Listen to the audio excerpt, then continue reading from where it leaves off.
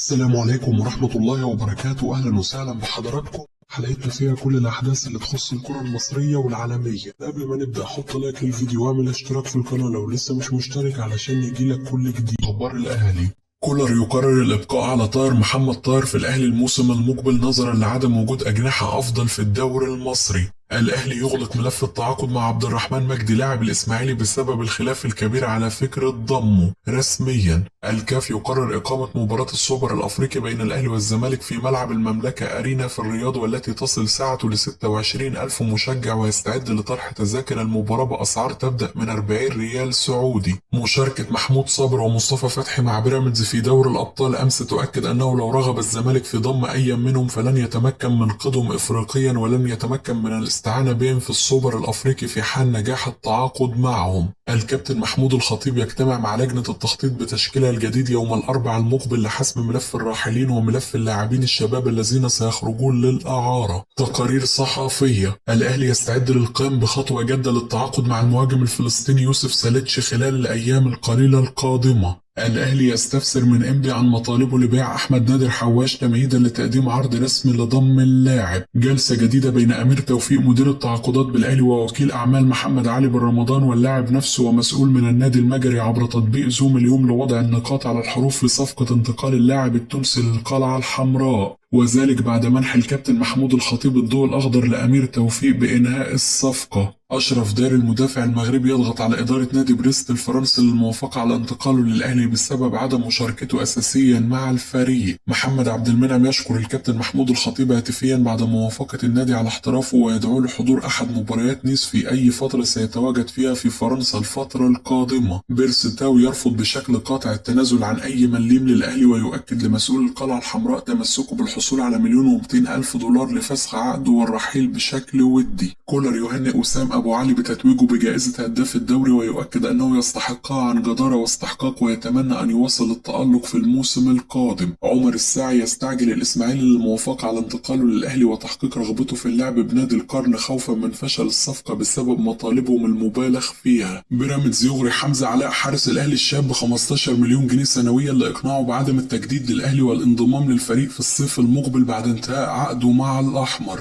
قبل مواجهة الأهلي في بطولة الانتر كونتيننتال للفترة القادمة. النصر السعودي يضغط بكل الطرق على العين الإماراتي للتعاقد مع سفيان رحيمي. عامر حسين رئيس لجنة المسابقات يقدم 3 تصورات لشكل الدوري الموسم الجديد، ومصدر يؤكد أن الشركات الراعية تضغط لإقامة المسابقة بنظامها الطبيعي حتى لا تكون هناك خسائر مالية. وفي نفس الوقت مسؤولي الأندية واتحاد الكرة والرابطة يرغبون في إقامة موسم استثنائي من دور واحد للعودة للمواعيد الطبيعية. مترجم كولر يشكر الأهلي وجماهيره على الفترة التي قضاها مع الفريق، ويعاتب بعض الأشخاص التي تروج لبعض الأكاذيب عنه وتلقي عليه اتهامات باطلة. سيف الدين الجزيري يطلب الرحيل من الزمالك بعد تلقيه عرض كبير من الدوري الإماراتي وعدم حصوله على مستحقاته من الأبيض منذ 6 أشهر. زيزو ووالده يجتمعون مع وفد من العرب القطري للتفاوض حول انضمامه للفريق بعد فشل جلسة التجديد للزمالك. وكيل أعمال عمر السومة المهاجم السوري ينفي كل ما يصار حول دخول موكله في صفقة تبادلية بين الزمالك والعرب القطري. بيراميدز يرفض التفريط في رمضان صبحي للزمالك ويقرر الإبقاء على اللاعب في الموسم الجديد. سيراميكا كليوباترا يرفض التفريط في صديق إجولة للزمالك ويرحب ببيع أحمد ياسر ريان وأحمد رمضان بيكم للأبيض حال وصول عرض جيد للثنائي. الزمالك يؤكد مشاركته في بطولة كأس مصر رغم استفساره أمس عن العقوبات الخاصة بالاعتذار عن عدم استكمال البطولة. النصر السعودي يخطط للإطاحة بساديو ماني بسبب عدم قدرته على تقديم الإضافة للفريق ورغبته في ضم لاعب آخر. جوزيه جوميز في تصريح يمهد الطريق لمجلس إدارة الزمالك لبيع زيزو. إذا لم تترك اللاعب يغادر، على عكس رغبته ستفتقد شغفه في اللعب. أحب زيزو بالطبع، فهو لاعب محترف من الطراز الأول، ولكن إذا استفادت كل الأطراف فلما لا. شريف عبد المنعم نجم الأهلي السابق معلقا على قرارات الأهلي بالأمس. اختيار مختار لرئاسة لجنة التخطيط في النادي الأهلي موفق جدا من قبل مجلس إدارة النادي برئاسة الكابتن محمود الخطيب، خاصة أنه سيكون هناك تقارب فكري بينه وبين مارسيل كولر، وأتمنى أن تحقق لجنة التخطيط برئاسة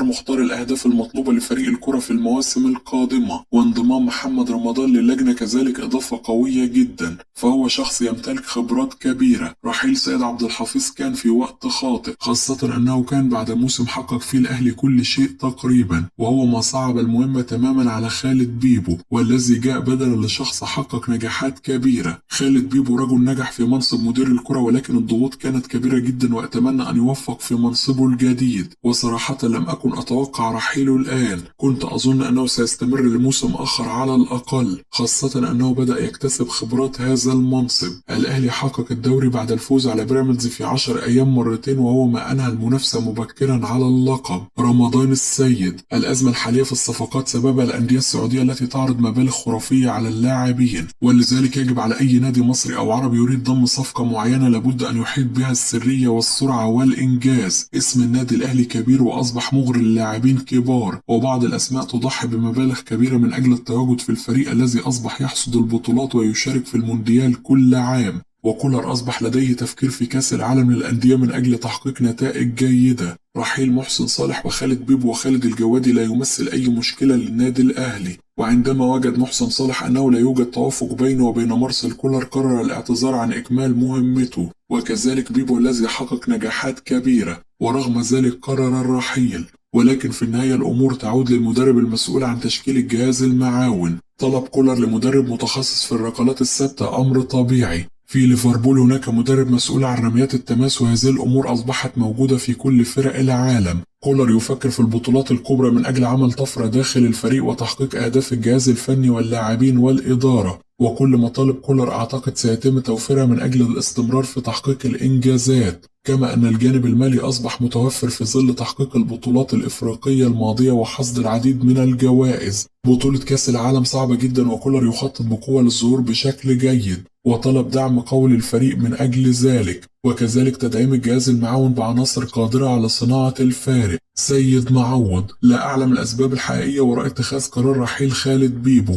ولكن النادي الأهلي له نظام معين، وأتمنى أن تكون تلك القرارات في صالح النادي الأهلي، وأتمنى أن لا يكون كولر صاحب القرار الأوحد في النادي، فكولر من الممكن أن يرحل في يوم وليلة، وتلك القرارات يجب أن تكون للإدارة اليد العليا فيها. رحيل محسن صالح رئيس لجنة التخطيط سنة الحياة، ومن الطبيعي أن يرحل ويأتي أشخاص آخرين، والأسماء الجديدة التي انضمت للجنة أسماء كبيرة وإضافة قوية، سواء الكابتن مختار أو محمد رمضان. الخلاف على تدعيم مركز الظهير الأيسر بين كولر ومحسن صالح، ورغبة الأخير في ضم اللاعب المغربي الشاب جمال الشماخ، وإصرار كولر على ضم يحيى عطية الله صاحب الخبرات طبيعي للغاية، فالمدرب يبحث عن اللاعب الجاهز والذي سيستفيد منه مباشرة، ولكن لجنة التخطيط تريد اللاعب الذي يمكن للنادي الاستفادة منه على مدار عدة سنوات، وفي النهاية من حق المدرب اختيار الذي يراه مناسب بالنسبة له. أتعجب بشدة من رحيل أحمد عبد القادر عن الفريق في ظل النقص العددي في مركز الجناح.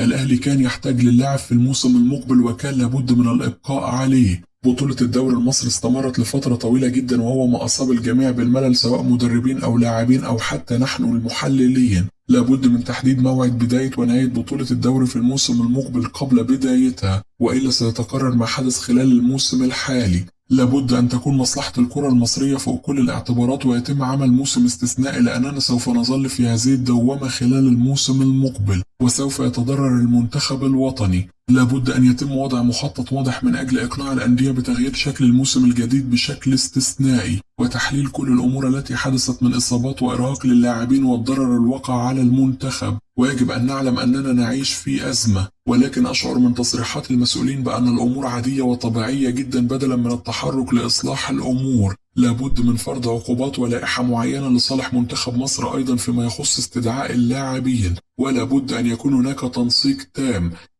كده تكون انتهت أخبارنا، وأشوفكم على خير في حلقة جديدة.